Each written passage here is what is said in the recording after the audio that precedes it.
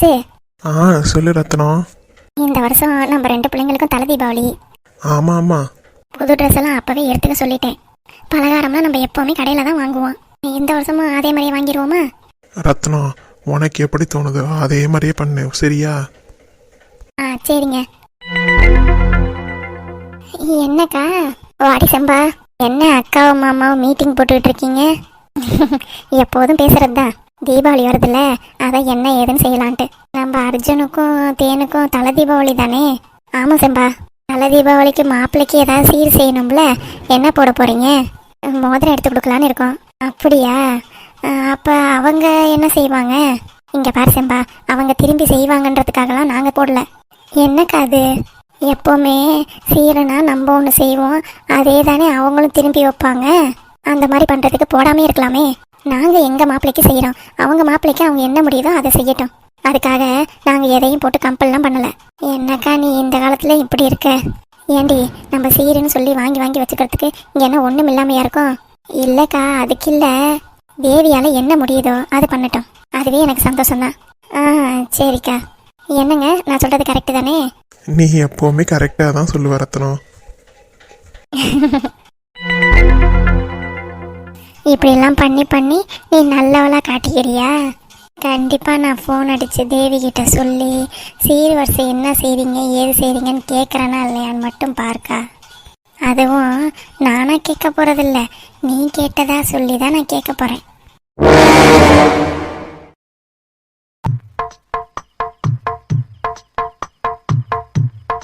எப்படி போய் ஏமாந்துட்டு வந்திருக்கு பாரு இந்த கிழவி. என்ன இப்போ யோசிச்சுக்கிட்டே வரா? அக்கா இந்தாங்க 1/2 லிட்டர் பால் எடுத்து கொடுங்க. என்னமோ யோசிச்சுக்கிட்டு இருக்கா. அடியே, ஒருவேளை நிறைய அமௌண்ட் ஏமாந்துருக்குமோ? இவர் தான் நம்மள நம்பவே மாட்டேங்கிறாரு. அடியே ராஜு. அக்கா நீங்களா? நானே தான். நான் உள்ளார வசந்தி அக்கா இருப்பாங்கன்னு நினைச்சேன். அதான் சொன்னேல, அவளுக்கு உடம்பு சரியில்லைன்னு என்னைய தான் கூப்பிடுவான்னு. ஆமாம்ல சொன்னிய, மறந்துட்டேன். சரிக்கா, 1/2 லிட்டர் பால் பாக்கெட் வேணா எடுத்துட்டாங்க. எடுத்து தரேன். என்ன வரும்போது ஒரே யோசனையாக வந்துக்கிட்டு இருக்க? என்ன பிரச்சனை? அட ஏன்க்கா கேட்குறேன், எல்லாம் என் மாமியார் பிரச்சனை தான். வழக்கமாக உன் மாமியார் பண்ணுறது தானே, இதில் என்ன உனக்கு சந்தேகம்? அது இல்லைக்கா, நம்ம கீதா இருக்கால, அவள் ஜவுளி கடைக்கு போயிருந்தா. எதுக்கு? தீபாவளிக்கு ட்ரெஸ் எடுக்கவா? ஆமாக்கா. அவளுக்கு தான் உன் மாமியார் எடுத்துகிட்டு வந்திருக்கான்னு சொன்னேன். அதை தான் எடுத்து தைக்க கொடுக்கணும்ல, 2 நாளில் எவன் தப்பான்? அதனால கீதா என் மாமியார்கிட்ட காசை வாங்கிட்டு ஜவுளி எடுக்க போயிருந்தா. சரி, அதனால உன் மாமியார் எதுவும் திட்டுச்சோ? வெளியில் ஏன்டி அனுப்புனேன்னு? ஐயோ அக்கா, உங்ககிட்ட பிடிக்காததே இதுதான். நான் சொல்ல வரதே சொல்ல விட மாட்டேன். சரி சொல்லு. கீதா எங்கள் மாமியார் எடுத்த கடைக்கே போயிருந்தா, கணேசன் ஸ்டோர்ஸு. சரி. அங்கே என் மாமியார் எடுத்த ட்ரெஸ்ஸையே பார்த்தா, ஆனால் அங்கே அவங்க சொல்கிறாங்க 1550 ரூபா தானு. இதில் என்னடி சண்டை? அக்கா, என் மாமியார் அதே ட்ரெஸ்ஸை 3550 ரூபான்னு சொன்னிச்சு. என்னடி சொல்கிற? பாத்தியா, உனக்கே இவ்வளோ டவுட் வரும்போது எனக்கு டவுட் வராதா? அது எப்படிடி 1550 ரூபா ட்ரெஸ்ஸை 3550 ரூபா போடலாம்?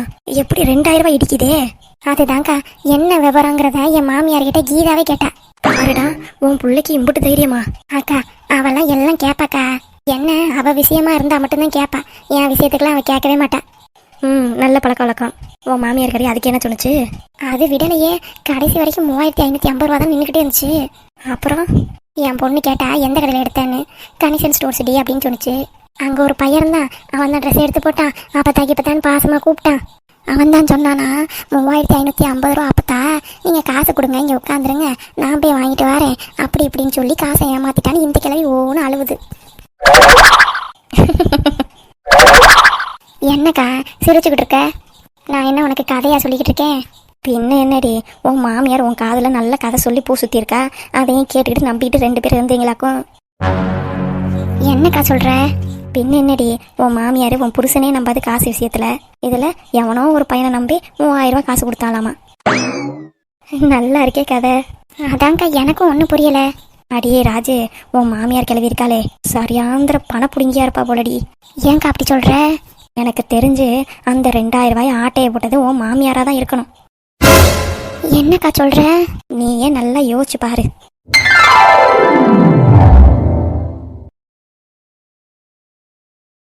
என்னடி யோசிச்சு பார்த்துட்டியா? நீ சொல்கிறது கரெக்டு தான்க்கா. இப்போவாது புரியுதா? நான் இதை வச்சு மட்டும் முடிவு பண்ணலை. பின்ன என் புடவைய 8000 ரூபா அப்படின்னு சொல்லி என்கிட்ட கொடுத்தா. அதுக்கப்புறம் 2000 ரூபா புடவையை நான் வச்சுக்கிறேன் அப்படின்னா, இல்லை எனக்கு 2000 ரூபா புடவையே போதும் அப்படின்னு சொல்லும்போது என்ன முணுமுணுத்துக்கிட்டு 8000 ரூபா அப்படி இப்படின்னு ஏதோ ஒன்று சொல்லி மழுப்புனான். ஆத்தி இது வேறையா? ஆமாக்கா, நான் அதை இப்பதான் யோசிக்கிறேன். பார்த்துக்கடி, உன் புருஷன் காசு நீ தான் பத்திரமா வச்சுக்கணும். நீ பாட்டுக்கு உன் மாமியார்ட்ட கொடுத்துட்டு ஏமாந்த ஒளியாட்ட இருக்காத. மொத்தமாக 25,000 ரூபாய அப்படியே கொண்டு போய் அந்த அம்மா கையில் கொடுக்குறாரு இவர்.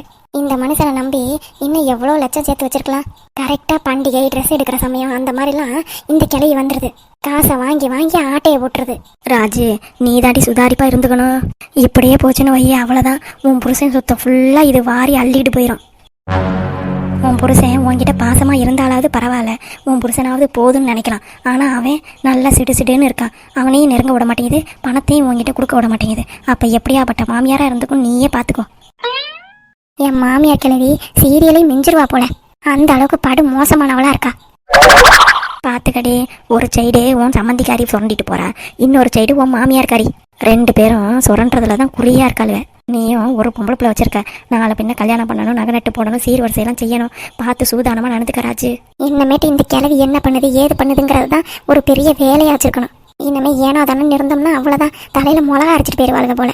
2 கண்ணுலையும் நல்ல விளக்கணை ஊற்றிட்டு என்ன பண்ணுது ஏது பண்ணுதுன்னு பாரு. சரிக்கா. அடியே ராஜு. என்னக்கா? ஏண்டி பால் பாக்கெட் கேட்டுவிட்டு வாங்காமையே போற? மறந்துட்டேங்க்கா. இந்தாங்க காசு.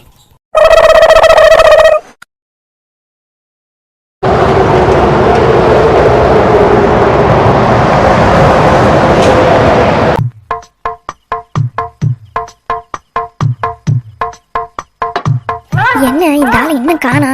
அப்புறம் எங்க போயிட்டான்? இங்கே இல்லையே. தீபாவளி அலுமா எங்க போய் தொலைஞ்சான்னு தெரியல. வீடு வாசல்லாம் கூட்டி கழுவணுன்ற அக்கறையே இல்லை இவனுக்குலாம். ஷோ, எங்க போய் தேடுறது? யோ, இங்கேதான் இருக்கியா நீ? சே, நாட்டுல ஒரு செய்தியாவது நல்லதா இருக்கா பாரு. எல்லாம் கொலை கொள்ளை கடத்தல். ஏதாவது ஒரு பொண்ணு வின் பண்ணிருச்சுன்னா போதும், அதை மினிக்காண்டு பேஜில் போடுறது.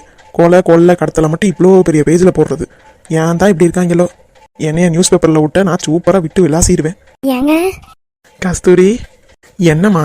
இல்ல, நியூஸ் பேப்பர் வேலைக்கு போனா நல்லா வெட்டு விளாசிடுவேன்னு சொன்னீங்களே, அப்படியான்னு கேட்டேன். ஆமாம்மா, மாமாவோட திறமைக்கு நியூஸ் பேப்பர் என்ன நியூஸ் பேப்பர் எல்லாத்துலயுமே என் ஃப்ளைட்டை கூட ஓட்டிட்டு வந்துடுவேன். கிழிச்ச. என்னம்மா? என்ன நொன்னம்மா? வீட்டில் ஒழுங்கா வீட்டு வேலையை பார்க்கறதில்ல, வீடு கூட்டுறதில்ல, வீடு முழுவுறதில்ல. இதில் ஃப்ளைட்டு ஓட்டி எல்லாரையும் அம்புட்டு பையிலையும் சாவடிக்கிறதுக்கு. இல்லம்மா, நீ கேட்டியன்னு சொன்னேன். நான் நிறையா கேட்குறேன், அதையெல்லாம் உன்னால் பண்ண முடியுதா? முடியலல்ல. வீட்டு வேலையாவது எனக்கு ஒழுங்கா பார்த்துக்கொடு, அது போதும்.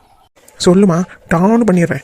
என்ன செய்யணும்? மளிகை ஜாமான் வாங்கணுமா, பால் பாக்கெட் வாங்கணுமா, என்ன வாங்கணும் உடனே சொல்லு, ஓடி போய் ஓடியாந்துருவேன். அந்த ஆணியெல்லாம் ஒன்றும் பிடுங்க வேணாம், வீட்டை கூட்டி வீட்டை தொடச்சிரு. என்னையா பார்த்துக்கிட்டு மசம் நிற்கிற? ஏமா கஸ்தூரி, முந்தா நேற்று தானேம்மா கூட்டி தொடச்சேன். அப்போ சரி, பின்ன முந்தா நேற்று தானே சாப்பிட்ட, இப்பவும் ஏன் சாப்பிட்ற? வயிற்ற காலியாக போட வேண்டியதானே?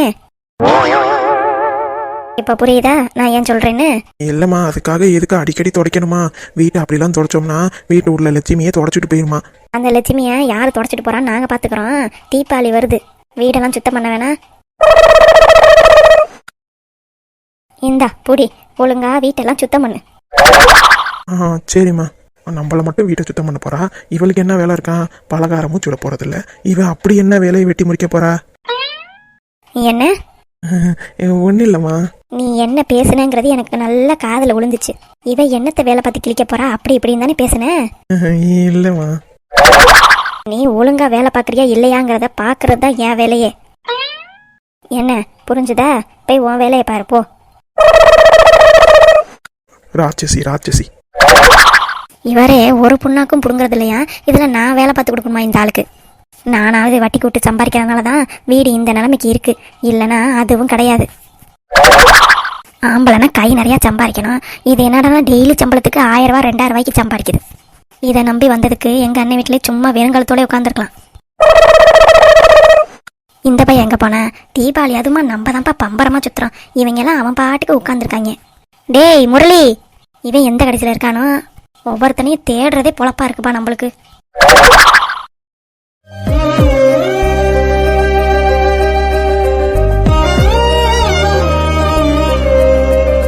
அப்பா கீதா கிட்ட பேசுடான்னு சொல்லி கொடுத்துட்டு போயிட்டாரு. எனக்கு கீதாவுக்கு போன் அடிக்கும் போதெல்லாம் மனசு படப்படப்படன்னு அடிச்சுக்குது. ஐயோ, என் லவ்வை எப்படி அவளுக்கு புரிய வச்சு எப்போ நான் கல்யாணம் பண்ணுறது?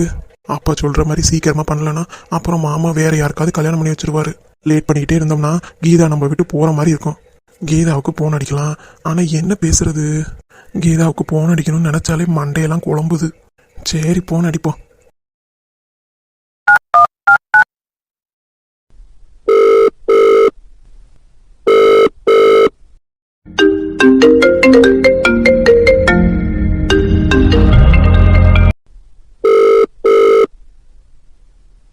என்ன இங்க போய்கிட்டே இருக்கு, அவ போனை எடுக்க மாட்டாளே. ஒருவேளை ஆபீஸ்ல வேலையா இருக்குமோ? கீதா போனு தான் அடிக்குது. யாரா இருக்கும்? என்ன பேர் எழுதி வச்சிருக்கா? ஏதோ இங்கிலீஷ்ல எழுதி வச்சிருக்கா. எனக்கு இங்கிலீஷ்ல படிக்க வராது. ரெண்டு வார்த்தை அவளோட பேச்சை கேட்கலான்னு பார்த்தா ஏன் என்ன போன் எடுக்கல? ஹலோ ஆத்தி, இந்த கிளவியில போன் எடுத்திருக்கு. பேசலாமா வேண்டாமா? நான் பேசினாலே இது கண்டுபிடிச்சிருமே. இந்த வில்லங்க பிடிச்ச பாட்டிக்கிட்டலாம் பேசவே கூடாதுப்பா. பேசாம போனை வச்சாலும் தப்பாயிடும். இப்ப என்ன பண்ணலாம்? என்ன ஒரு பையிலும் பேச மாட்டேங்கிறாங்க. போனை அடிச்சுக்கிட்டே கிடந்துச்சு. சரி எடுத்தா ஒன்றும் பேச மாட்டேங்குது. ஹலோ, யாரு? ஒரு வார்த்தை பேசிடக்கூடாது, அப்படியே மெயின்டைன் பண்ணிடணும். மூச்சு விட்டோம் அவ்வளவுதான். இந்த கிளவி 8 ஊருக்கு பாட்டு பாடிடும். ஹலோ, போன் அடிச்சுட்டு என்ன பேசாம கிடக்குறிய? ஹலோ, யாரு போன் அடிச்சது? என்ன அப்பதான் ஏன் போன் வச்சுக்கிட்டு இருக்கு? யாரு போன் அடிச்சிருக்கா? ஹலோ, பேசாம என்ன பண்றீங்க? அப்பதா என்னடி? நல்ல வேலை கீதா வந்துட்டா. கீதா, நான் தான் பேசுறேன், வாங்கி பேசு. என் போனை வச்சுக்கிட்டு நீ என்ன பண்ணிக்கிட்டு இருக்க? உன் போனுக்கு போன் வந்துச்சு. யாருன்னு கேட்குறேன், ஒரு பையிலும் ஒரு வார்த்தை பேச மாட்டேங்கிறாங்க. ஒரு வேளை அர்ஜுனா இருக்குமோ? ஹலோ, அப்பதா என்னடி? இங்கே கூட என் ஃபோனில் கொஞ்சம் இதெல்லாம் அமுக்குனா தான் பேச முடியும். நான் பேசிக்கிறேன், நீ உன் வேலையை பாரு. அப்படியா? இந்தா. சரி அப்பதா, நீயே பேசிக்க. சரி அப்பதா, நீ போ. அர்ஜுன் தான் ஃபோன் அடிச்சிருக்காரு. என்ன விஷயம்னு தெரியலையே. ஒருவேளை அப்பத்தாட்ட பேசினாரோ? சரி, என்ன ஏதுன்னு பேசுவோம். அடே முரளி! அதே அம்மா போன் பேசுறத பார்த்தா யார் என்னன்னு கேட்கும். பேசாம போனை கட் பண்ணிடுவான். அதுவும் அம்மா வயசு கேட்டுச்சுன்னா கீதா கண்டுபிடிச்சிருவா. ஃபர்ஸ்ட் ஆஃப் பண்ணிடணும். அப்பாடா, ஆஃப் பண்ணியாச்சு. ஹலோ, என்ன ஃபோனை வச்சுட்டாரு? ச்சே, எதுக்காக ஃபோன் அடிச்சாருன்னே தெரியல. இந்த அப்பத்தா வேற குறுக்கால வந்து எடுத்துருச்சு. என்ன ஏதுன்னு நம்மளே ஃபோன் அடிச்சு கேட்போம். எங்க போகுது? இங்கதான் இருக்கியா நீ? ஆமாம்மா, என்ன விஷயம்? உன்னை எங்கெல்லாம் தேடுறது? இங்க மாடியில உட்காந்துட்டு என்ன பண்ணிக்கிட்டு இருக்க? ஒன்னும் இல்லம்மா, சும்மா போன் பார்த்துக்கிட்டு இருக்கேன். டேய், ஃபோன் பார்க்கறதெல்லாம் அப்புறம் வச்சுக்கலாம். வீட்டில் அம்புட்டு வேலை கிடக்கு. அதெல்லாம் ஒன்றும் பார்க்காம மாடியில் வந்து ஃபோன் பார்த்துக்கிட்டு இருக்கியா நீ? இல்லம்மா, போர் அடிச்சது, அதான் கொஞ்ச நேரம் போன் பார்க்கலான்னு வந்தேன். போர் அடிச்சதுன்னா என்கிட்ட சொல்ல வேண்டியதானே? நான் தீபாவளிக்கு என்ன வேலை செய்யணும், அது செய்யணும், இது செய்யணும் சொல்லியிருப்பேன்.